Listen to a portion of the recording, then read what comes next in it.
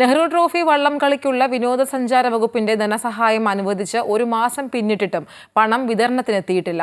വിനോദസഞ്ചാര വകുപ്പിൽ നിന്നുള്ള നടപടികൾ പൂർത്തിയാക്കി ധനസഹായമായ 1 കോടി രൂപ ട്രഷറിയിലേക്ക് നൽകിയിട്ട് ആഴ്ചകളായെങ്കിലും അർഹതപ്പെട്ടവരുടെ കൈകളിലേക്ക് തുക എത്താതെ വന്നതോടെ വലിയ പ്രതിസന്ധിയിലാണ് വള്ളസമിതികളും ക്ലബ്ബുകളും.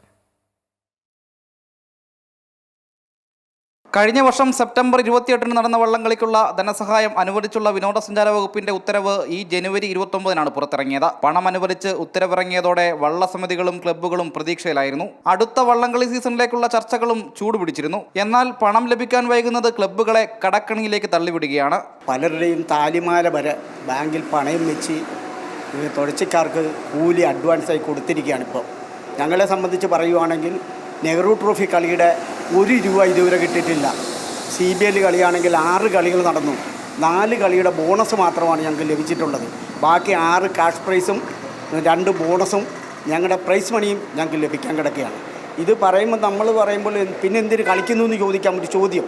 പക്ഷേ വള്ളംകളി കുട്ടനാട്ടുകാരുടെ ഒരു ജ്വരമാണ്. കുട്ടനാട്ടുകാർ വള്ളംകളി എന്ന് പറയുന്നത് മാറ്റിവെക്കുന്നൊരു സംഭവമല്ല. ഇത് ഞങ്ങൾക്ക് അംഗീകരിക്കാൻ പറ്റത്തില്ല. ഇതിന് അടിയന്തരമായ നടപടി ഉണ്ടാകണം. അടിയന്തരമായി ഞങ്ങൾക്ക് തരാനുള്ള പണം തരുന്നതിനുള്ള സംവിധാനം ഉണ്ടാകണം.